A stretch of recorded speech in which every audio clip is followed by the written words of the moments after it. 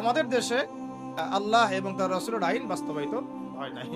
সংবিধানের মধ্যে ইসলাম স্থান পায় নাই। রাষ্ট্রধর্ম ইসলাম হবে কিনা ভোটাভুটি করতে হয়। সংবিধানে বিসমিল্লাহ থাকবে কিনা ভোটাভুটি করতে হয়। সুবহানাল্লাহ, আস্তাগফিরুল্লাহ, লা হাওলা ওয়ালা কুওয়াতা ইল্লা বিল্লাহিল আলিয়্যিল আযীম। তাহলে দেখেন, চিন্তা করেন কত বড় ধোঁকাবাজি, কত বড় প্রতারণা আমাদের সাথে। 90% মুসলিম আমি, তাহলে তো আমার কথা এখানে দাপটের সাথে মানতে হবে। এখনো দেখেন, এখন যদি আপনারা বলেন যে আমরা সবাই ইসলামী রাষ্ট্র ব্যবস্থা চাই, একটা গণভোটের আয়োজন করা হোক, দেখা যাক কারা কারা ইসলামের পক্ষে ভোট দেয়। ঠিক আছে, দেখবেন যদি 80% মানুষও ভোট দেয় যে হ্যাঁ আমরা ইসলামের পক্ষে আছি, আমরা ইসলামী শাসন ব্যবস্থা চাই, আমরা চাই দেশের মধ্যে আল্লাহর বিধান বাস্তবায়িত হোক, ওই যে 20% মানুষ যারা চায় না, ওদের মতটাই প্রাধান্য পাবে এই সিস্টেমের মধ্যে। কথা হবে একটাই, যে জমিন আল্লাহর, বিধান চলবে। এই জমিন কার? এই জমিন আল্লাহর। আমি আল্লাহর বান্দা, আমি আল্লাহর দিন পালন করি, আমি আল্লাহর রাসূল মুহাম্মদ সাল্লাল্লাহু আলাইহি ওয়াসাল্লামকে অনুসরণ করি। এই জমিনে মুসলিমদের মধ্যে শরিয়া চলবে, বিধান চলবে কার? প্রথমে আগে আলোচনা করি যে খুব সংক্ষিপ্ত করে ইসলামী রাষ্ট্র ব্যবস্থা এটা বলতে আগে কি বোঝায়। ঠিক আছে, একটা একটা করে পয়েন্ট খুব অল্প করে বলবো, মনোযোগ ধরে রাখতে হবে। আর আশেপাশে অন্য ভাইকে ডিস্টার্ব করবেন না, অল্প সময়, বেশি সময় নিব না ইনশাআল্লাহ আপনাদের সাথে। এক নাম্বার কথা হচ্ছে, আমাদেরকে আগে বুঝতে হবে ইসলামী রাষ্ট্র কি আর অন ইসলামিক রাষ্ট্র কি। ঠিক আছে, উত্তর অল্প করে বুঝি। ইসলামী রাষ্ট্র বলতে এটা বোঝায় না যে একটা রাষ্ট্রের বেশিরভাগ মানুষ মুসলিম, এটাই ইসলামী রাষ্ট্রের সংজ্ঞা নয়। কথাগুলো বোঝার চেষ্টা করেন। আপনারা এখন এগুলো ফোনে নোট করতে পারেন, ফোনের মধ্যে নোট করতে পারেন, ছবি তুলবেন না, ফোনে নোট করতে পারেন। ইসলামী রাষ্ট্র কাকে বলে? যেই রাষ্ট্রের শাসন ব্যবস্থা শুধুমাত্র আল্লাহ এবং তার রাসূলের বিধান অনুযায়ী পরিচালিত হয়, তাকে বলা হয় ইসলামী রাষ্ট্র। কি বললাম বলেন? ইসলামী রাষ্ট্র কাকে বলে? যেই রাষ্ট্রের শাসন ব্যবস্থা, মানে শাসন ব্যবস্থা বলতে রাজনীতি, অর্থনীতি, সমাজনীতি, শিক্ষানীতি, সংস্কৃতি এবং বাকি যত ক্ষেত্র আছে, প্রতিটা ক্ষেত্র যখন আল্লাহ এবং তার রাসূলের বিধান মাফিক পরিচালিত হবে, তখন তাকে বলা হবে ইসলামী রাষ্ট্র ব্যবস্থা বা ইসলামী হুকুমত বা ইসলামী শাসন ব্যবস্থা। যদি একটা রাষ্ট্রের মধ্যে বেশিরভাগ মানুষ মুসলমান হয়, যেমন আমাদের রাষ্ট্র, বেশিরভাগ মানুষ কি মুসলিম না মুসলিম, কিন্তু সেই রাষ্ট্রে আল্লাহ পাকের বিধান বাস্তবায়িত না হয়, তাহলে আমরা সেটাকে ইসলামী রাষ্ট্র বলতে পারি না। সেটাকে আমরা বলতে পারি মুসলিম প্রধান দেশ। কি বলতে পারি? যেমন বাংলাদেশ একটা মুসলিম প্রধান দেশ, এটা ইসলামী রাষ্ট্র ব্যবস্থার দিকে এখনো যায়নি। আবার কোন একটা রাষ্ট্র যেখানে মুসলিমরা সংখ্যাগরিষ্ঠ নয়, তারপরেও সেই রাষ্ট্রের মধ্যে আল্লাহর বিধান বাস্তবায়িত আছে, সেটা বলবো আমরা ইসলামী রাষ্ট্র। বুঝতে পারছি কথা? যেমন হচ্ছে মদিনা রাষ্ট্র। কোন রাষ্ট্র? নবী সাল্লাল্লাহু আলাইহি ওয়াসাল্লামের সেই মদিনা রাষ্ট্র। সেই মদিনা রাষ্ট্রে মুসলিমরা ছিলেন, আনসার সাহাবীরা ছিলেন, মুহাজির সাহাবীরা ছিলেন। আনসার সাহাবীদের দুইটা গোত্র ছিল, আওস এবং খাজরাজ। অনেকে জানেন, অনেকে হয়তো জানেন না, জেনে নেন। আনসার সাহাবীদের দুইটা গোত্র ছিল, একটা আওস এবং একটা খাজরাজ। তাদেরকে বলা হতো আনসার সাহাবী, যারা মক্কার হিজরতকারী সাহাবীদেরকে আশ্রয় দিয়েছিলেন, তাদেরকে কি বলা হয়? আনসার সাহাবী। আর মুহাজির সাহাবী কারা? যারা মক্কা থেকে হিজরত করে মদিনায় গিয়েছেন। তো আনসার এবং মুহাজিরদেরকে নিয়ে নবী সাল্লাল্লাহু আলাইহি ওয়াসাল্লাম একটা ভ্রাতৃত্বের বন্ধন, ঐক্যের বন্ধন গড়েছেন। এছাড়াও মদিনায় কিন্তু আরো অনেক মানুষ থাকতো, বনু কুরাইজা, বনু কাইনুকা, বনু নাজির, আবার পৌত্তলিকরাও থাকতো সেখানে। কিছু খ্রিস্টানও ছিল, কিছু মূর্তি পূজারীও সেখানে থাকতো, বা আরো কিছু বিধর্মী মানুষও সেখানে থাকতো। মুসলিমরা কিন্তু সংখ্যা গরিষ্ঠ ছিল না। মুসলিমরা সংখ্যা গরিষ্ঠ কিন্তু ছিল না। হবে হয়তো 50-50 পার্সেন্টেজ, হবে তো 50% তাদের, 50% আমাদের, অথবা তাদের 40% আমাদের 60%, অথবা আমাদের 60% ওদের 40%। কিন্তু এমন ছিল না যে আমাদের দেশের মতো 90% মুসলিম, এমন ছিল না মদিনার অবস্থা, এমন ছিল না মদিনার অবস্থা। আমি কি বুঝাতে পারছি ভাই? মদিনার হালতটা কিন্তু আমাদের দেশের মতো এরকম ছিল না যে 90% মুসলিম মদিনায়, বাকি সব অমুসলিম, এমন না। বরং হয়তো 50-50 বা 60-40 বা 40-60। তারপরেও মদিনা রাষ্ট্রে যেহেতু আল্লাহ এবং তার রাসূলের বিধান দ্বারা সেই রাষ্ট্র পরিচালিত হয়েছে, এই জন্য আমরা মদিনা রাষ্ট্রকে বলি একটা প্রথম ইসলামিক রাষ্ট্র। মদিনা রাষ্ট্র কি ইসলামিক রাষ্ট্র ছিল? নাকি গণতান্ত্রিক সেকুলার বা আমাদের মতো এই মানব রচিত সংবিধানে চলেছে? কোনটা? বুঝে কথা বলেন। মদিনা রাষ্ট্র কি আল্লাহ এবং তার রাসূলের বিধান অনুযায়ী চলেছে? চলে নাই? নাকি গণতন্ত্র দিয়ে চলেছে, ধর্মনিরপেক্ষতা দিয়ে চলেছে, নাকি কমিউনিজম দিয়ে চলেছে, জাতীয়তাবাদ দিয়ে চলেছে, নাকি মানব রচিত সংবিধান দিয়ে চলেছে? কোনটা? এতটুকু তো জ্ঞান আমাদের থাকা উচিত। মদিনা রাষ্ট্র চলেছে আল্লাহ এবং তার রাসূলের বিধান মোতাবেক, যদিও সেখানে আমরা সংখ্যাগরিষ্ঠ নই, তারপরেও বিধান চলেছে কার?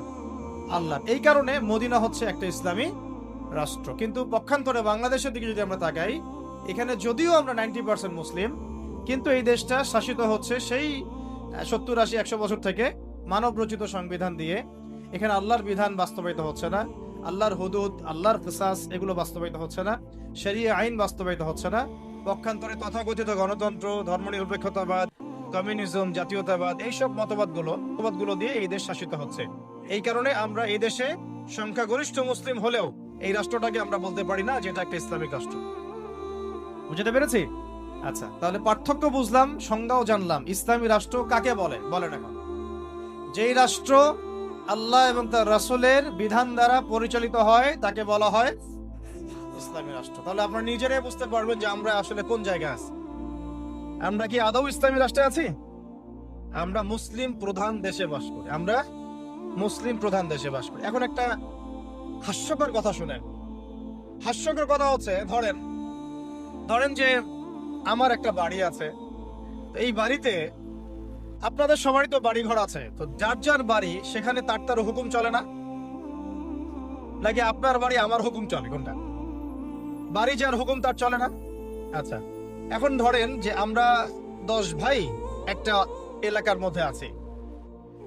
এই 10 ভাইয়ের যে মতবাদ বা আদর্শ বা যে মন্তব্য, যেটা মাশওয়ারা, রায়, অন্যদের উপরে সেটা প্রাধান্য পাবে না। আমার বাসায় আমি আমার বাসায় 10 ভাই নিয়ে আছি, ধরেন আমরা সবাই 10 ভাই, মায়ের পেটের ভাই বা ইমানি ভাই, আর বাকি আছে কিছু অল্প কিছু মানুষ, 2 জন 3 জন 4 জন, এরা কেউ বিধর্মী, কেউ অন্য মতবাদের।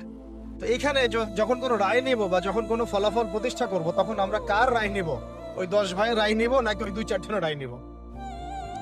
স্বাভাবিকভাবে ওই 10 ভাইয়ের রায় প্রাধান্য পাবে, যেহেতু আমি এখানে সংখ্যাগরিষ্ঠ, তাই তো? এবং আমরা আল্লাহর এবং তার রাসূলের বিধান অনুযায়ী চলছি, তাই আমাদের কাছে তো উৎসটাও অভ্রান্ত সত্যের উৎস, এখানে তো বাতিলের কোনো সংমিশ্রণ নাই। তো এখন বাংলাদেশে 90% মুসলিম থাকার পরেও, 90% মুসলিম থাকার পরেও বাংলাদেশের রাষ্ট্র ব্যবস্থায় কোরআনের বিধান বাস্তবায়িত হয় নাই। বাংলাদেশের রাষ্ট্র ব্যবস্থায় আল্লাহর শরিয়া আইন বাস্তবায়িত হয় নাই। বাংলাদেশের শিক্ষা ব্যবস্থায় ইসলামী শিক্ষাকে বাধ্যতামূলক করা হয় নাই। বাংলাদেশের সংস্কৃতির মধ্যে ইসলামী সংস্কৃতিকে বাধ্যতামূলক করা হয় নাই। বাংলাদেশের অর্থনীতির মধ্যে সুদবিহীন ইসলামী অর্থনীতি বাস্তবায়িত করা হয় নাই। বাংলাদেশের রাজনীতির মধ্যে ইসলামী কোরআন এবং সুন্নাহ ভিত্তিক ইসলামিক যে রাজনীতি, নবী সাল্লাল্লাহু আলাইহি ওয়াসাল্লামের যে রাজনীতি, এটাকে বাধ্যতামূলক করা হয় নাই। ব্যাপারটা হাস্যকর না? আমার ঘর, আমার জমিন, আমার দেশ, আমার মাটি, আমরাই সংখ্যাগরিষ্ঠ, আর আমাদের ধর্মেই এখানে উপেক্ষিত। কি বুঝতে পারছেন না? ঘর আমার, বাড়ি আমার, এলাকা আমার, আমরা মুসলিম, সংখ্যাগরিষ্ঠ আমরা, তারপরেও আমাদের দেশে আল্লাহ এবং তার রাসূলের আইন বাস্তবায়িত হয় নাই। সংবিধানের মধ্যে ইসলাম স্থান পায় নাই। রাষ্ট্র ধর্ম ইসলাম হবে কিনা ভোটাভুটি করতে হয়, সংবিধানে বিসমিল্লাহ থাকবে কিনা ভোটাভুটি করতে হয়। সুবহানাল্লাহ, আস্তাগফিরুল্লাহ, লা হাওলা ওয়ালা কুওয়াতা ইল্লা বিল্লাহিল আলিয়্যিল আযীম। তাহলে দেখেন, চিন্তা করেন কত বড় ধোঁকাবাজি, কত বড় প্রতারণা আমাদের সাথে। 90% মুসলিম আমি, তাহলে তো আমার কথা এখানে দাপটের সাথে মানতে হবে নাকি? কথা তো খুব সিম্পল। আমার জায়গা, আমার জমি, আমার দেশ, আমার বাড়ি, আমার জাতি, আমরা মুসলিম, তাও আবার সংখ্যাগরিষ্ঠ। তারপরেও রাজনৈতিক ক্ষেত্রে আমরা দাসত্ব করতেছি সীমা তথাকথিত গণতন্ত্রের, আব্রাহাম লিঙ্কন যে ধর্মের প্রবক্তা আর কি, তারপরে কমিউনিজমের, তারপরে সেকুলারিজমের, ধর্মনিরপেক্ষতাবাদের, জাতীয়তাবাদের, এইসবের দাসত্ব করতেছি আমরা। আবার অর্থনৈতিক জীবনে এসে সুদের দাসত্ব করতেছি, নাউযুবিল্লাহ। আমরা আবার শিক্ষা ক্ষেত্রে এসে সেকুলার শিক্ষা ব্যবস্থা দাসত্ব করতেছি, সমাজ ব্যবস্থায় এসে যত রকম কুফরি, শিরক এবং জাহালাত এগুলোর দাসত্ব করতেছি। আমরা আবার ব্যক্তি জীবনে এসে দেখা যাচ্ছে, হ্যাঁ ব্যক্তি জীবনে এসে কেউ কেউ ধর্ম পালন করছি, তাও সেটা মসজিদের ভিতরে হয়তো নামাজ, রোজা, হজ, যাকাত, তাসবিহ, তাহলিল, জিকির, আজগার এইটুকু সীমাবদ্ধ। ইসলামকে যখন আমরা বলছি ইসলাম শিক্ষায় থাকবে, সমাজে থাকবে, সংস্কৃতিতে থাকবে, অর্থনীতিতে থাকবে, রাজনীতিতে থাকবে, তখন তারা আমাদেরকে আবার বলছে আমরাই জঙ্গি, সন্ত্রাসী, মৌলবাদী। কত বড় প্রতারণা আমাদের সাথে করা হচ্ছে বা হয়েছে, এটা কি বুঝতে পারছেন কিনা? সবাই বুঝবেন এই কথাগুলো আমি জানি, যাদের বোঝার তারা বুঝেন, তারা বুঝলেই হবে। আর কারণ বাংলাদেশে ইসলামী শাসন ব্যবস্থা গরু ছাগল দিয়ে হবে, বুঝাতে পারছে কিনা? এটা মানে খুব উঁচু লেভেলের একটা ইবাদত। এই কারণে দেখা যাবে এটা প্রতিষ্ঠিত করার জন্য খুব বুদ্ধিদীপ্ত প্রজন্ম লাগবে, বুদ্ধিদীপ্ত একটা তরুণ প্রজন্ম লাগবে, এবং ওলামায়ে কেরামের সোহবত দুটো একসাথে যখন হবে ইনশাআল্লাহ হয়ে যাবে। তাহলে ইসলামী রাষ্ট্র ব্যবস্থা কাকে বলে এটা বুঝলেন, এবং আমাদের সাথে কি ধোঁকাবাজি হয়েছে এটা বুঝলেন। এখনো দেখেন, এখন যদি আপনারা বলেন যে আমরা সবাই ইসলামী রাষ্ট্র ব্যবস্থা চাই, একটা গণভোটের আয়োজন করা হোক, দেখা যাক কারা কারা ইসলামের পক্ষে ভোট দেয়। ঠিক আছে, দেখবেন যদি 80% মানুষও ভোট দেয় যে হ্যাঁ আমরা ইসলামের পক্ষে আছি, আমরা ইসলামী শাসন ব্যবস্থা চাই, আমরা চাই দেশের মধ্যে আল্লাহর বিধান বাস্তবায়িত হোক, ওই যে 20% মানুষ যারা চায় না, ওদের মতটাই প্রাধান্য পাবে এই সিস্টেমের মধ্যে, তারা আমাদের মতকে প্রাধান্য দিবে না। আর যদিও কেউ দিতে চায়, তখন দেখা যাবে ভারত, পশ্চিমা শক্তি এগুলো আমাদের উপর আক্রমণ করে বসবে। তো এই যে একটা ধোঁকাবাজি, এই যে একটা প্রতারণা আমাদের সামনে চলছে, এইখান থেকে জাতিকে বের করতে হবে। কথা হবে একটাই, যে জমিন আল্লাহর, বিধান চলবে। এই জমিন কার? এই জমিন আল্লাহর। আমি আল্লাহর বান্দা, আমি আল্লাহর দিন পালন করি, আমি আল্লাহর রাসূল মুহাম্মদ সাল্লাল্লাহু আলাইহি ওয়াসাল্লামকে অনুসরণ করি। এই জমিনে মুসলিমদের মধ্যে শরিয়া চলবে, বিধান চলবে কার? আল্লাহর। সোজা কথা। আর যাদের এটাতে অ্যালার্জি হয়, তারা কোথায় জাহান্নামে গিয়ে মরে মরুক, এইটা নিয়ে আমাদের কোনো আফসোস নাই, আপত্তি নেই। হ্যাঁ, তারা যদি ভালোই ভালোই মেনে নেয় তো আলহামদুলিল্লাহ, না মানলে আমরা দাওয়াতের কাজ তো করতে থাকবোই। আর যদি তারা আমাদের উপর জুলুম করতে আসে, আমরাও প্রতিবাদের ভাষা বেছে নেব ইনশাআল্লাহ। কারণ বিপ্লব বা অভ্যুত্থান কখনো কনফ্লিক্ট ছাড়া হয়, এর প্রমাণটা আমাদের ছাত্র ভাইরাই দেখাই দিয়েছে। একটা আদর্শকে যদি আপনি রাষ্ট্র পর্যায় পর্যন্ত নিতে চান, সবসময় শুধু দাওয়াতের মেহনত দিয়ে যথেষ্ট হবে না, অনেক সময় প্রতিবাদের ভাষারও প্রয়োজন আছে। এবং প্রতিবাদের ভাষায় কথা বললে যে কাজ হয়, এটা তো জুলাই মাসে এর প্রমাণ বহন করছে না। এখন যারা জুলুম করেছে ছাত্র ভাইদের উপরে, এবং ছাত্র ভাইরা যখন এটাকে প্রতিবাদ করেছে, তার একটা দাবি নিয়ে যখন, এক দফা দাবি নিয়ে যখন রাস্তায় নেমেছে, তখন আমরা কি ছাত্র ভাইদেরকে বলেছিলাম যে ছাত্র ভাইরা জঙ্গি? বুকে হাত দিয়ে বলেন তো, কেউ কি বলেছে এই ছাত্র ভাইরা সন্ত্রাসী, এই ছাত্র ভাইরা উগ্র? বলেছে কেউ? কেউ যদি বলে থাকেও, এই কথাটা কি সঠিক হবে না ভুল? এই কথাটা কি ইনসাফ হবে না জুলুম? বরং এই ছাত্র ভাইরা ছিল মাজলুম, তাদেরকে নির্বিচারে গুলি করে হত্যা করা হয়েছে। এর পরবর্তীতে তারা এই পদক্ষেপ নিয়ে রাস্তায় নেমেছে। প্রথমে তো তারা নামে নাই, নেমেছিল না। এখন একটু একটা বিষয় খেয়াল করে দেখেন, গণতান্ত্রিক পদ্ধতিতে এইরকম কনফ্লিক্ট গুলোকে কিন্তু আমরা জঙ্গিবাদ, সন্ত্রাসবাদ এগুলো বলি না, বলি? এই গণতান্ত্রিক পদ্ধতিতে এই ধরনের কনফ্লিক্ট গুলোকে, এই যে কনফ্লিক্ট বুঝেন কিনা, কনফ্লিক্ট মানে এই যে সংঘর্ষগুলা, এগুলোকে কিন্তু আমরা জঙ্গিবাদ, সন্ত্রাসবাদ, মৌলবাদ বলছি না। কিন্তু এই ছাত্র ভাইদের জায়গায় যদি রাস্তায় আমি, আপনি, ওলামায়ে কেরাম থাকতাম, তাহলে আমাদেরকে তারা বলতো এরা মৌলবাদী, জঙ্গি এবং সন্ত্রাসী। ধোঁকাবাজি বুঝতে পারছেন? ঠিক এই ঘটনাটাই ঘটেছিল শাপলা চত্বরে। এরকমই ঘটনা। ওই সময় তো ছাত্র ভাইরা আমাদের সাথে ভেবে ছিলেন না, ছিল শুধু ওলামায়ে কেরাম এবং তুল্লাব যারা, তারা ছিলেন। কথা হচ্ছে তখন কিন্তু আমাদেরকে জাতির সামনে এবং পুরো বিশ্ব মিডিয়া উপস্থাপন করা হলো যে এরা উগ্র, এরা জঙ্গিবাদী, এরা সন্ত্রাসী, তাই না? বহুজনের ঘাড়ে 10টা-20টা করে মামলা ঝুলা দেওয়া হলো, কত ভাইকে শাপলা চত্বরে নির্মম ভাবে গুলি করে হত্যা করা হলো। তো এই যে বিষয়গুলো, ইসলামকে কিভাবে তারা সমাজ থেকে সংকীর্ণ করে, এটা আপনাদেরকে বুঝতে হবে। যখন ইসলামের প্রশ্ন আসে, তখন তারা আমাদের উপর এমন জুলুমের স্টিম রোলার চালায় যেটা আবু জেহেলও করে নাই।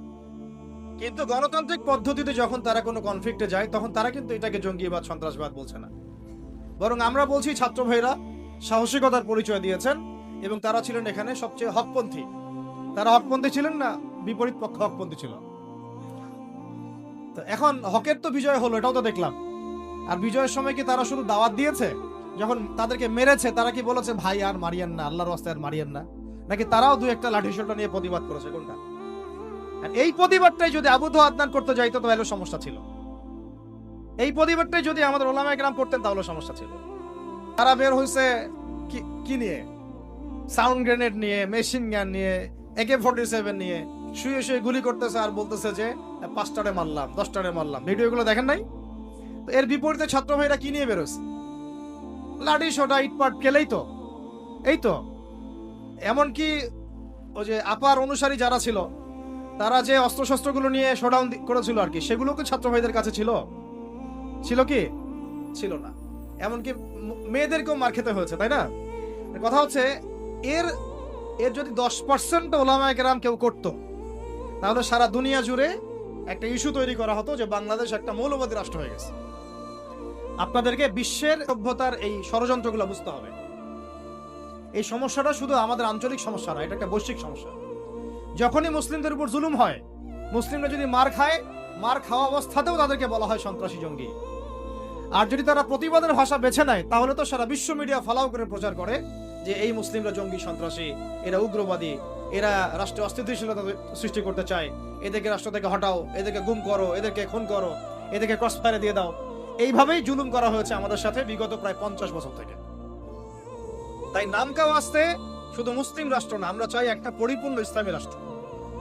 যতদিন পর্যন্ত পরিপূর্ণ ইসলামী রাষ্ট্র এবং শাসন ব্যবস্থা কায়েম না হচ্ছে ততক্ষণ ওলামায়ে কেরামদের দুর্দশাও দূর হবে না, আমাদের দুর্দশাও দূর হবে না, ওয়াল্লাহি দূর হবে না। বরং ওরা মসজিদ মাদ্রাসাগুলো পর্যন্ত নিয়ন্ত্রণ করতে থাকবে। নিয়ন্ত্রণ করে নাই তার আগে? এমনকি জুমার খুতবায় চিঠি পাঠায় দেওয়া হতো যে এই যে এই বিষয়ে আলোচনা করবেন, বাকি ডানে বামে যেন কথা না যায়। প্রত্যেকটা মসজিদে DGFI বসে থাকতো, NSI বসে থাকতো, ডিবির লোকজন বসে থাকতো। হয়তো এখনো থাকে কিন্তু অত সাহসিকতার সাথে হয়তো বের হতে পারে না, কিন্তু আছে ঠিকই। কথা হচ্ছে যে তখন তো প্রত্যেকটা রেকর্ড চলে যেত জায়গা মতো, কোন জায়গায় কি আলোচনা হচ্ছে, কোন মাহফিলে কি আলোচনা হচ্ছে। এই জন্য আপনাদেরকে আমি বলতাম, এখনো বলি যে মোবাইল ফোনের এই যে মানুষকে প্রচার করার, জানান দেওয়ার যে একটা অপসংস্কৃতি, এখান থেকে বের হন, গোপনে করতে শিখেন। তারা গোপনে গোপনে এইভাবে দায়ীদের, আলেমদের নাম লিস্ট করে গোপনে গোপনে উঠাই ফেলতো। কাউকে গুম করার সময় তারা কি বলতো লাইভে এসে অমুককে আজকে গুম করব? বলতো কখনো? তাহলে আমরা তো দেখা যায় এমন একটা অবস্থা, কোথাও ওয়াজ করতে গেলে আজকে ওয়াজ করে আসলাম 1.5 ঘন্টা, আল্লাহ যেন কাজে বরকত দান করেন, জানাইতেই হবে মানুষকে। আমার না জানানোর পর্যন্ত আমার ইবাদত মনে কবুল হচ্ছে না। এই যে একটা সাইকোলজিক্যাল ডিসঅর্ডার, আমি বলি এটা সাইকোলজিক্যাল ডিসঅর্ডার। মানে আমাদেরকে আরো অনেক স্মার্ট হইতে হবে। এত সহজ না রাষ্ট্র পর্যায় পর্যন্ত ইসলামকে নিয়ে যাওয়া। আমাদের ভিতরে ভিতরে কাজ করতে হবে, গোপনে গোপনে কাজ করতে হবে। নবী সাল্লাল্লাহু আলাইহি ওয়াসাল্লাম প্রথম 3 বছর গোপনে দাওয়াত দিয়েছেন। কত বছর? 3 বছরটা না। কিছু কাজ গোপনে করতে হয়, কিছু কাজ গোপনে করতে হয়। তাহাজ্জুদের কিছু দোয়া গোপনে করতে হয়। এই গোপন দোয়াতে ওমর রাদিয়াল্লাহু আনহুর মতো মানুষ ইসলাম কবুল করে। ভালো করে বুঝবেন, সবকিছু প্রচার করতে হয় না। হ্যাঁ, প্রচার আমি করব, যেটা প্রচার করার প্রয়োজন, যেটা প্রচার করা দরকার, যেটা প্রচার করলে কাফেরের গায়ে জ্বালা ধরবে, সেগুলো আমরা প্রচার করবো। কিন্তু সবকিছু সব জায়গায় প্রচার করতে হয় না, এটা আমাদেরকে বুঝতে হবে। এখন যারা বাংলাদেশকে শাসন করছে এখনো, তারা কি সব পলিসিগুলো সবার সামনে উন্মুক্ত করছে? করছে না। গোপনে গোপনে কি হচ্ছে আল্লাহই ভালো জানে। কি হচ্ছে আমরা তো আজ করতে পারি, আজ তো করতে পারছি। এরপরে যারা ওই যে ওত পেতে বসে আছে আর কি, সুযোগ পাইলেই ক্ষমতা দখল করবে, তারা কি করতেছে এটা কি আপনাদের সবাইকে বলতেছে? গোপনে গোপনে করছে, মাঠ রেডি করছে তারা। ঠিক এই কারণেই আমরা যদি ইসলামী রাষ্ট্র ব্যবস্থায় যেতে চাই তাহলে ওলামায়ে কেরাম এবং আপনাদেরকে, স্পেশালি ইয়াং জেনারেশন, তরুণদেরকে, তোল্লাবদেরকে কিছু কিছু বিষয়ে গোপন রাখার অভ্যাস তৈরি করতে হবে। আল্লাহ পাক করার তৌফিক দান করেন। তো একটা তো সংজ্ঞা বুঝলাম যে ইসলামী রাষ্ট্র ব্যবস্থা কাকে বলে। এখন দ্বিতীয় পয়েন্টে আসেন, ইসলামী রাষ্ট্র ব্যবস্থা নতুন কোন বিষয় নাকি প্রাচীন কোন বিষয়, এটাতে আসি না। তারা আবার বলবে যে এটা নতুন কোন একটা মতবাদ নিয়ে আসতেছে এরা, বিশ্বের বুকে আমরা তো এগুলো দেখি নাই আগে। আমরা দেখে আসছি ওই সোভিয়েতের শাসন, দেখে আসছি ওই মাও সেতুং এর শাসন, দেখে আসছি লেনিনকে দেখেছি, স্টেলিনকে দেখেছি, ওই আব্রাহাম লিঙ্কনের শাসন দেখেছি, তাই না, যে ফরাসি বিপ্লব দেখেছি, এরা আবার কি বলে ইসলামী শাসন, ইসলামী খেলাফা, ইসলামী শরিয়া এটা প্রতিষ্ঠা করতে চায়। তো তারা তো আমাদেরকে মনে করবে আমরা জাদুঘরে রাখার প্রাণী, মঙ্গল গ্রহ থেকে মনে হয় আসছে, তাই না? এখন জবাবটা জেনে রাখেন। জবাব হচ্ছে পৃথিবীর প্রথম মানুষ ছিলেন একজন নবী। বলেন কি বললাম? পৃথিবীর প্রথম মানুষ ছিলেন একজন, কি নাম? আদম আলাইহিস সালাম। তো আদম আলাইহিস সালামকে আল্লাহ পাক কি হিসেবে সৃষ্টি করেছেন? জবাব, খলিফা হিসেবে। কি হিসেবে? ওয়াইজ ক্বালা রাব্বুকা লিল মালায়েকা ইন্নী জাইলুন ফিল আরদি খলিফা। স্মরণ করুন হে নবী সেই সময়ের কথা যখন আমি ফেরেশতাদেরকে বলেছিলাম যে আমি পৃথিবীতে আমার খলিফা পাঠাতে চাই। সুবহানাল্লাহ। আমরা দুনিয়াতে কার খলিফা? খলিফা মানে কি সেটাও আমাদের জানা উচিত। ঘুম পাচ্ছে? ঘুম পাচ্ছে কি? একটু জেগে থাকেন। এরকম বহু রাতের পর রাত না ঘুমায় কাটাতে হবে, তারপরে দিন কায়েম হবে। এমন আমার তো মনে হয় বিগত 3-4 বছরে আমরা 4 মাসও টানা রাত্রেবেলা মনে হয় শান্তিতে ঘুমাই নাই এখন পর্যন্ত। ঠিক আছে, ঘুম কমাতে হবে, পরিশ্রম বাড়াতে হবে, মেহনত বাড়াতে হবে, খাওয়া কমাতে হবে। এরকম ভুঁড়ি বাড়ানো যাবে না। শরীর চর্চা করতে হবে, কসরত করতে হবে। ঠিক আছে, শক্তিশালী হতে হবে মানসিকভাবে, শারীরিকভাবে, ইমানের দিক থেকে, আমলের দিক থেকে। এত দুর্বল হলে চলবে না। বুঝতে পারছি ভাই? সাহাবীদের জীবনীগুলো পড়েন, নবী সাল্লাল্লাহু আলাইহি ওয়াসাল্লাম সিরাতটা পড়েন, দেখেন কিভাবে তারা কষ্ট করেছেন দিনের জন্য, কি পরিমাণ কষ্ট করেছেন। এটা নিয়ে ইনশাআল্লাহ আরেকদিন আলোচনা করব। উহুদের যুদ্ধের ঘটনা যদি পড়েন দেখবেন সাহাবীরা কিভাবে কষ্ট করেছেন, কিভাবে কষ্ট করেছেন। 40টা 50টা তরোয়ারের আঘাত গায়ে নিয়েও নবী সাল্লাল্লাহু আলাইহি ওয়াসাল্লামকে কাঁধে করে উহুদের পাহাড়ে উঠেছেন তালহা রাদিয়াল্লাহু। নবীজি বলেছেন তোমরা যদি কোন জীবন্ত শহীদকে দেখতে চাও এই তালহাকে দেখো, সে বেঁচে আছে কিন্তু শহীদ হয়ে গেছে। সুবহানাল্লাহ। তো সাহাবীদের মতো ওই রকম ত্যাগের মানসিকতা। দিন মানেই কুরবানি। দিন মানে কি? জানের কুরবানি, মালের কুরবানি, সময়ের কুরবানি। একদিন 1 ঘন্টা 2 ঘন্টা বসে থাকলে মানুষের মনে হয় যে বাপরে বাপ কি করে ফেললাম। আমরা এমনও গিয়েছে যে একজন উস্তাদের সাথে সাক্ষাৎ করার জন্য সারাদিন বসে আছে। উস্তাদ ব্যস্ত, বের হতে পারছেন না রুম থেকে, একজনের পর একজন, একজনের পর একজন আসছেন। অনেকে তো এমন হয়েছে, আপনার এসো আরবি শিখি কিতাব পড়েছেন না আবু তাহের মির্জা সাহেবকে? অনেকে তার সাথে দেখা করতে যায়, সিরিয়াল না পেয়ে বাসা চলে আসে।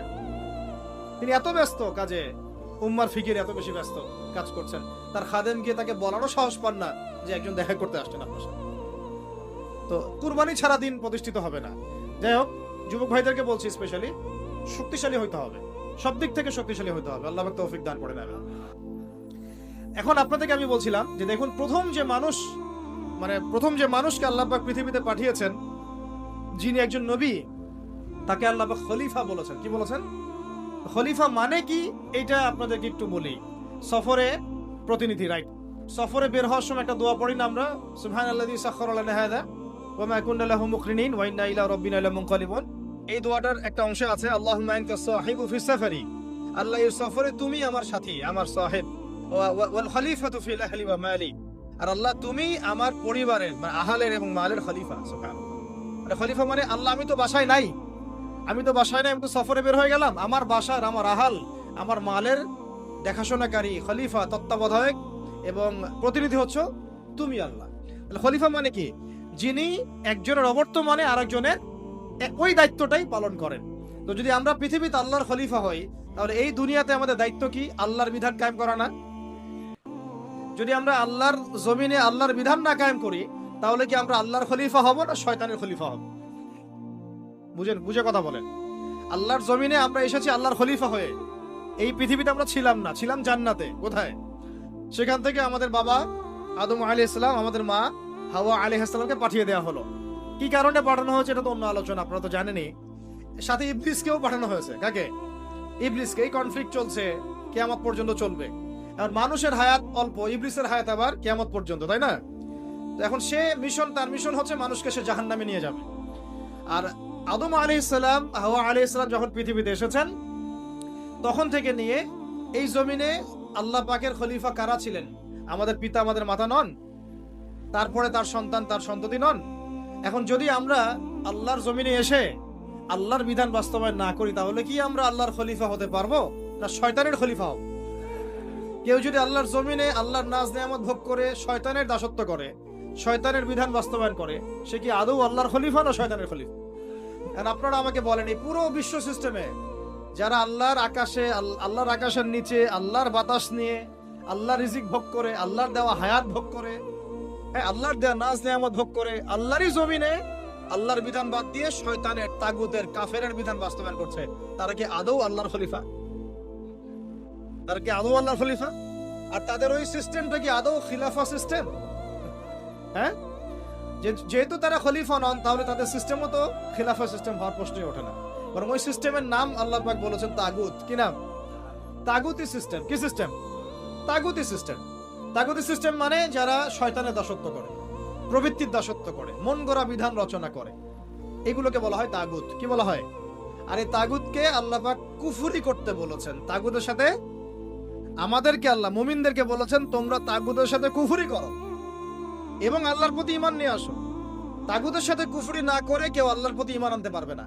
ফামান ইয়াকফুরু বিত-তাগুত ওয়া ইউমিন বিল্লাহ ফাকাদ ইসতামসাকা বিল উরওয়াতিল উসকা। সূরা বাকারার 256 নম্বর আয়াতটা পড়ে দেখেন। আল্লাহ পাক বলেছেন তোমরা যারা তাগুতের সাথে কুফরি করে এবং আল্লাহর প্রতি ঈমান নিয়ে আসে, তারা একটা শক্ত হাতল ধরেছে যেটা কখনো ছিন্ন হওয়ার নয়। সুবহানাল্লাহ। তাহলে আমাদের কাজ তাগুতের সাথে কুফরি করা। কুফরি মানে কি? অস্বীকার করা। আমরা কি শয়তানকে স্বীকার করব না অস্বীকার করব? তাগুত এক প্রকার শয়তান, আমরা কি তাকে স্বীকার করব না অস্বীকার করব? তাহলে আল্লাহর জমিনে যারা আল্লাহর বিধান বাস্তবায়ন করছে না, তারা কি আল্লাহর খলিফা না তাগুত? তাহলে তাগুতের দাসত্ব করলে আমি গুনাহগার হব না? আমি যদি তাগুতের বাধ্য হয়ে তারা আমার উপর জুলুম করছে, এটা একটা সুরত, আর আমি তাকে নসিহত করছি না, পরিবর্তনের কোনো চেষ্টাও করছি না, কোনো মেহনতও করছি না, তাহলে কি আমি আল্লাহর কাছে দায়মুক্ত হতে পারবো? বুঝতে পারছি কথা? একটা সুরত তো হচ্ছে কাফের, তাগুত অনেক শক্তিশালী, আমাদের উপরে জুলুম করছে, নির্যাতন করছে, ওই মাক্কি যুগের মতো, নবী সাল্লাল্লাহু আলাইহি ওয়াসাল্লাম যখন মক্কায় ছিলেন তখনকার যুগের মতো। সেটা একটা সুরত। তখনও তারপরেও দাওয়াত চলেছে, তাবলীগ চলেছে, হক স্পষ্ট করা হয়েছে, ইজহার করা হয়েছে, মার আসলে সবর করা হয়েছে। এটা তো একটা চেষ্টা ছিল, বিপ্লব ছিল সমাজটাকে পার্থক্য করে দেওয়ার। এখন আমরা যদি সেটাও না করি আর ওই তাগুতকে পরিবর্তনের চেষ্টাও না করি, তাহলে কি আমরা আল্লাহর কাছে কালকে আমাদের মাঠে পার পেয়ে যাবো? কি ওজোর কোনো থাকবে? তাই আমাদের অবশ্যই উচিত ইসলামী রাজনীতিতে অংশগ্রহণ করা। সেটা কোন সুরতে হবে সেটা আলাদা আলোচনা, সেটা কিভাবে হবে সেটা আলাদা আলোচনা, কিন্তু পলিটিক্যাল ভিউ এবং ভিশন থাকতে হবে। যেইভাবে আমরা মসজিদ, মাদ্রাসা, মক্তব এই বিষয়গুলো পরিচালনা করি, যেইভাবে আমরা নামাজের ইমামতি করি, যেইভাবে আমরা ওয়াজ মাহফিলের প্যান্ডেলে বসি, যেভাবে আমরা লেকচার দেই, যেভাবে আমরা মানুষকে নসিহত করি, এইভাবে আমাদেরকে অর্থনীতি, শিক্ষা, সংস্কৃতি এবং রাজনীতির দায়িত্ব নিতে হবে। নিতে হবে কিনা? নিতে হবে। এবং এই দায়িত্ব নেওয়ার সবচেয়ে যোগ্য মানুষ তারাই যারা উলামায়ে কেরাম। এই দায়িত্ব নেওয়ার সবচেয়ে যোগ্য মানুষ কারা? ধরেন এখানে 10 জন, এটা আরেকটা আফসোসের কথা ভাই, এই অংশটা বুঝতে হবে। এখানে ধরেন 10 জন ভাই বসে আছেন, কেউ আলেম নন, জেনারেল লাইনের ছাত্র, তালেবে ইলম নন, আমরা তালেবে ইলম বলতে যা বুঝাই সেটাও নন। আর 2 জন ভাই আছেন আমাদের এখানে আলেম, মাশাআল্লাহ। নামাজের আজান দেয়া হলো, একামত এবং ইমামতি হবে। তো একামত, আজান এবং ইমামতি, এই 3টা কাজ কি আমি ওই 10 জন ব্যক্তিকে দিব না ওই 3 জন ব্যক্তিকে দিব? 3 জনের একজন হয়তো আজান দিবেন, একজন হয়তো একামত দিবেন, বা যিনি আজান দিবেন তিনি একামত দিবেন, আর একজন ইমামতি করবে, তাই না? তাহলে আমি মসজিদের মধ্যে ইমামতির দায়িত্ব কেন জেনারেল ভাইকে দিলাম না? কেন ওই ভাইকে দিলাম না? কারণ আমি জানি তার তেলাওয়াতে ভুল হতে পারে, তার কেরাতে ভুল হতে পারে, কেরাতে এমন ভুল হতে পারে যে অর্থ পার্থক্য হয়ে যাচ্ছে, অর্থ বিকৃত হয়ে যাচ্ছে, হতে পারে। তো স্বাভাবিক, এটাই হবে হয়তোবা, ইল্লা মাশাআল্লাহ। এটা চিন্তা করে নামাজ বাঁচানোর স্বার্থে, ওই ওয়াক্তের নামাজ বাঁচানোর স্বার্থে, মুসল্লিদের নামাজ যেন নষ্ট না হয় এই স্বার্থে, এবং শরীয়ী হক আদায় করে আমি একজন আলেমকে সামনে এগিয়ে দিলাম, তাই তো? কিন্তু এই কাজটা আমি শিক্ষানীতির মধ্যে করছি না, এই কাজটা আমি ইসলামী অর্থনৈতিক ব্যবস্থা বা রাষ্ট্রীয় অর্থনৈতিক ব্যবস্থার মধ্যে করছি না, এই কাজটা আমি সমাজনীতির মধ্যে আনতে পারছি না, এই কাজটা আমি রাষ্ট্র ব্যবস্থা আনতে পারছি না। যেই কিছু অযোগ্য মানুষকে আমি ইমামতির দায়িত্ব দিলাম না, তাদের চাইতেও 1000 গুণ অযোগ্য মানুষকে আমি রাষ্ট্রের দায়িত্ব দিয়ে বসে আছি। এটা আফসোস না? এটা আফসোসের বিষয় না? মনে করেন আমি এখানে বসে আছি এবং আমাদের ওস্তাদরা এখানে বসে আছেন, আমি তো নিজেই কখন ইমামতি করতে যাব না। কেন যাব না? এখানে আরো যোগ্য মানুষ আছে, তাই তো? তাহলে আমাদের মধ্যেই যদি এভাবে আমরা এটাকে আমরা এড়িয়ে যাই, আমরা যোগ্য মানুষের সামনে ঠেলে দেই, কিন্তু রাষ্ট্র চালানো একটা বিশাল কাজ, যার মধ্য দিয়ে 16 কোটি মানুষের ভাগ্য নির্ধারিত হচ্ছে। মানে ভাগ্য বলতে বুঝাচ্ছি ভালো মন্দ, জুলুম ইনসাফ, এই বিষয়গুলো নির্ধারিত হচ্ছে না রাষ্ট্র ব্যবস্থার মধ্য দিয়ে। তো এই দায়িত্বটা আমি আবার কিছু অযোগ্য মানুষের হাতে দিয়ে নিশ্চিন্তে বাসায় গিয়ে ঘুমাচ্ছি। এটা তো আমাদের একটা অদূরদর্শিতা না? এই জন্য আমাদের সবাইকে একটা পলিটিক্যাল ভিশন এখন রাখতে হবে। আগে যা হয়েছে হয়েছে, যখন যেটা বুঝি নাই, এখন মসজিদ মাদ্রাসা মক্তব যেভাবে আমরা চালাই সাফল্যের সাথে, সেইভাবে আমরা সমাজ চালাবো ইনশাআল্লাহ, সেইভাবে আমরা ইনশাআল্লাহ অর্থনীতিও চালাবো ইনশাআল্লাহ, আজ হোক আর কাল হোক রাষ্ট্র চালাবো ইনশাআল্লাহ। এবং আমরা আমাদের তরুণ ভাইদেরকে সাথে নিব, প্রতিভাবান ভাইদেরকে সাথে নিব, তুল্লাবদেরকে সাথে নিব, যারা সাহসী তাদেরকে সাথে নিব। আমাদের মধ্যে যারা অমুসলিম কিন্তু আবু তালেবের মতো আমাদের কাছে ওই ভূমিকা রাখবে, প্রয়োজনে সেই মানুষদেরকে আমরা স্পেস দিব ইনশাআল্লাহ। আবু তালেব আমাদেরকে সাহায্য করেন নাই মক্কায়, করেছেন কিনা? তো যদি অমুসলিমও হয় কিন্তু আবু তালেবের মতো হয়, কোনো সমস্যা নাই। কিন্তু অমুসলিম হয় যদি আবু জাহেলের মতো হয়, সমস্যা আছে। কথা বুঝতে পারছি? তাহলে ইসলামী রাষ্ট্র ব্যবস্থা নতুন কোনো কনসেপ্ট নয়, বরং এটা একটা প্রাচীন কনসেপ্ট। সভ্যতা শুরুই হয়েছে একজন খলিফা দ্বারা, সুবহানাল্লাহ। আর এই মানব সভ্যতার শেষও হবে একজন ইমামুন আদিল খলিফার হাতে। সভ্যতা শুরু হলো ইসলাম দিয়ে, সভ্যতা শুরু হলো খিলাফা দিয়ে, সভ্যতা শুরু হলো শরিয়া আইন দিয়ে, আর শেষও হচ্ছে একজন ইমামের হাতে, একজন নবীর হাতে এবং ইসলামী খেলাফতের হাতে, তাই না? আপনারা তো জানেনই, এটা তো আমি নতুন করে আর বলার দরকার নাই যে শেষ জামানা ঈসা আলাইহিস সালাম আসবেন, জানেন না এগুলো? তিনি 40 বছর বিশ্ব শাসন করবেন।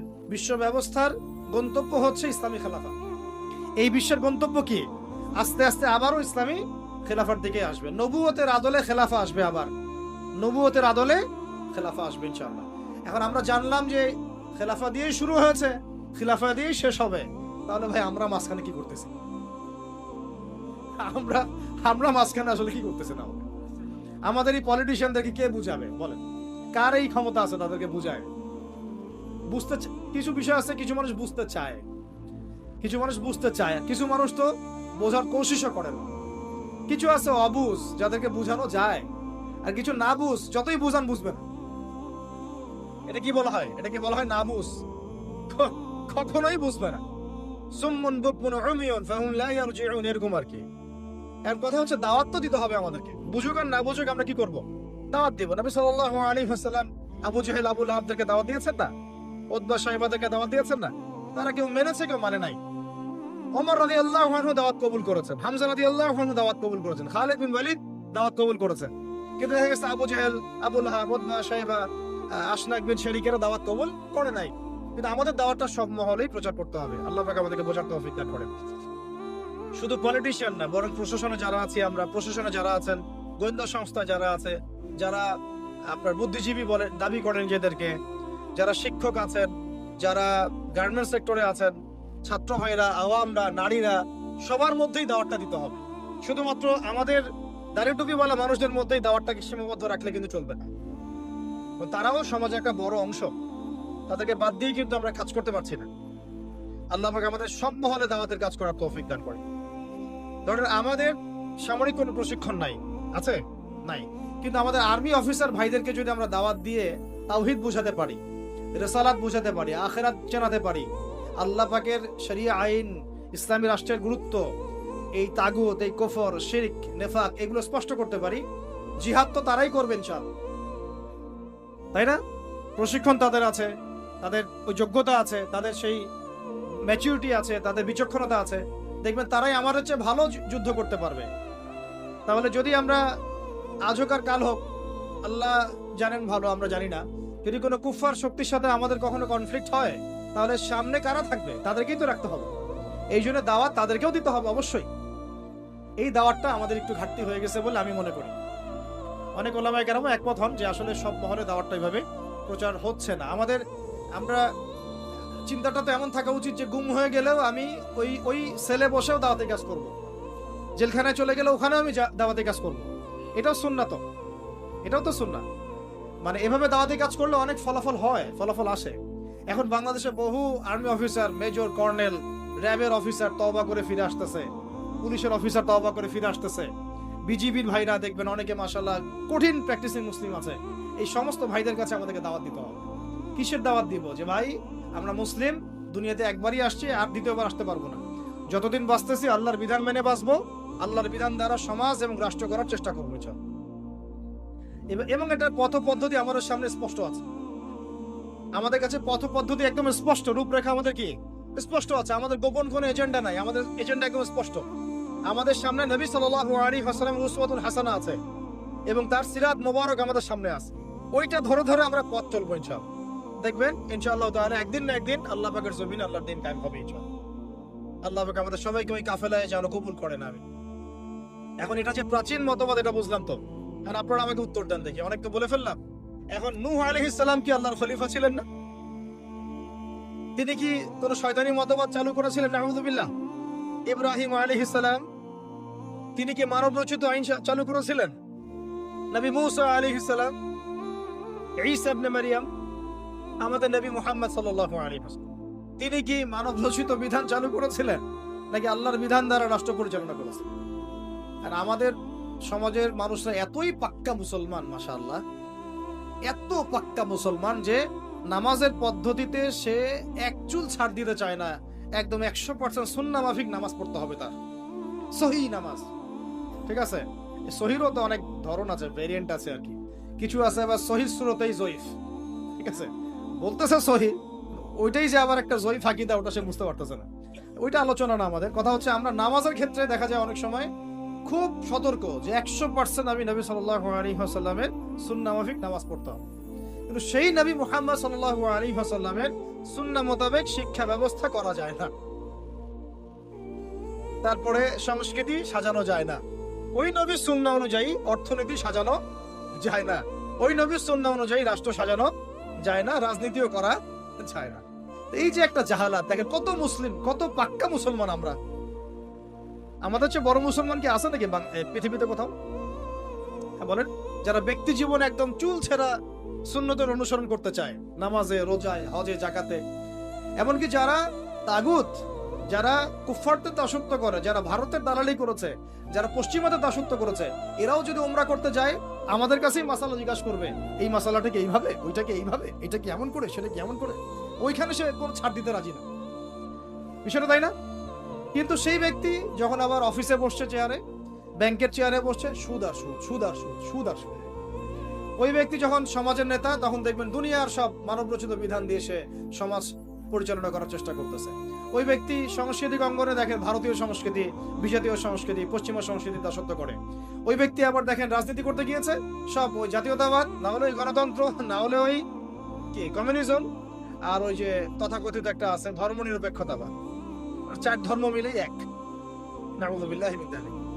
এগুলো নিয়ে, এই মতবাদগুলো নিয়ে আরেকদিন কথা বলবো ইনশাআল্লাহ। এগুলো প্রত্যেকটা মতবাদের মধ্যেই মারাত্মক রকমের কিছু কিছু কুফর আছে এবং শিরক আছে। আর ডেমোক্রেসি বলতে তারা যেটা বোঝাচ্ছে, আর প্রকৃত ডেমোক্রেসি আসলে এমন নয়। তারা যেটা চর্চা করছে এটা হচ্ছে একটা তথাকথিত গণতন্ত্র, এটা প্রকৃত গণতন্ত্র নয়। যদি আপনি প্রকৃত গণতন্ত্রের উদাহরণ নিতে চান, যে জনগণের উপর ন্যায় বিচার করা হবে, তাদের অধিকার নিশ্চিত করা হবে, তাহলে সবচেয়ে জাজল্যমান দৃষ্টান্ত হচ্ছে মদিনা রাষ্ট্র, নবী সাল্লাল্লাহু আলাইহি ওয়াসাল্লামের মদিনা রাষ্ট্র। ওখানে কি জনগণের উপর জুলুম হয়েছে? জনগণ মত প্রকাশ করে নাই, মত প্রকাশে স্বাধীন ছিল না। এমনকি উমর রাদিয়াল্লাহু আনহুর মতো মানুষ দাঁড়িয়ে খুতবা দিচ্ছেন, একজন মিম্বরের সামনে থেকে বলে বসলেন যে আপনার গায়ে দুইটা জামা কেন, আমাদের গায়ে একটা জামা। আপনি আগে অ্যানসার দেন, জবাব দেন যে আপনার গায়ে দুইটা জামা কিভাবে আসলো, তারপরে খুতবা শুরু করেন, তারপরে খুতবা শুনবো। এইরকম কি আমাদের রাষ্ট্রের মধ্যে সম্ভব? গণতন্ত্র যদি বলতে চান তাহলে ওমর রাদিয়াল্লাহু আনহুর এই স্টেটমেন্ট শুনেন। তিনি বলেছিলেন যে ইরাকের ফোরাত নদীর তীরেও যদি কোনো ছাগলের বাচ্চা যদি না খেয়ে মারা যায়, আমি ওমর ভয় করি যে আল্লাহ পাক কিয়ামতের দিন আমাকে জবাবদিহি করান। তাহলে কোনটাকে আপনি গণতন্ত্র বলছেন, কোনটাকে ইনসাফ বলছেন? পৃথিবীর কোন অমুসলিম পর্যন্ত অস্বীকার করতে পারবে না উমর রাদিয়াল্লাহু আনহুর 10 বছরের খেলাফত ছিল বিশ্বের শ্রেষ্ঠ শাসন ব্যবস্থার একটা। কেউ অস্বীকার করতে পারবে? তারপরেও সেটা আমরা মানছি, খাতা কলমে লিখছি, পরীক্ষা পাশের জন্য লিখছি, বাস্তবে কোনো ইমপ্লিমেন্ট নাই। ইমপ্লিমেন্টের প্রশ্ন আসলেই ভয় দেখানো হয়, ভারত আমাদের উপর খেপে যাবে। আমাদের সাথে আল্লাহ আছেন, আমাদের সাথে রাসূলের সুন্নাহ আছে, আর আমরা তো জীবন দেওয়ার জন্যই জন্ম নিয়েছি। আমরা তো একটা শাহাদাতের জন্য সারা দিন রাত দোয়া করতে থাকি আল্লাহর কাছে। তাহলে কাকে ভয় পাচ্ছি আমরা? আর যাদের সাথে আল্লাহ থাকে তাদেরকে কোনো শক্তি কি পরাজিত করতে পারে? ওই রোমানদেরকে মুসলিমরা রাসূল সাল্লাল্লাহু আলাইহি ওয়াসাল্লামের যুগের পরে পরাজিত করে নাই? মুতার যুদ্ধে, ইয়ারমুকের যুদ্ধে ওই পারস্যের সম্প্রদায়কে খালিদ বিন ওয়ালিদ রাদিয়াল্লাহু আনহু, সাদ ইবনে আবি ওয়াক্কাস তারা পরাজিত করেন নাই? তাহলে কাদেরকে ভয় করি আমরা? এই মুশরিকদের কথা বলছেন? ওই দালালরা ছাড়া, তাদের অভ্যন্তরীণ দালালরা ছাড়া তারা আমাদের কিছুই করতে পারবে না। অভ্যন্তরীণ দালালরা ছাড়া তারা আমাদের কিছুই করতে পারবে না। আমাদের দুশ্চিন্তার জায়গা কাফেরদের না, আমাদের দুশ্চিন্তার জায়গা হচ্ছে মুনাফিকরা। আমাদের দুশ্চিন্তার জায়গা কুফাররা নয়, বরং আমাদের দুশ্চিন্তার জায়গা কোনটা? মুনাফিকরা। এই মুনাফিক মুক্ত, দালাল মুক্ত সমাজটা গড়েন, দেখবেন যে ইসলামী শরিয়া অর্ধেক কায়েম হয়ে গেছে। কিন্তু এটা তো আমরা ব্যর্থ হলাম। এখন পর্যন্ত দেখছি যে সব জায়গায় তারা ঘুরে বেড়াচ্ছে, তাই না? সবার আগে উচিত ছিল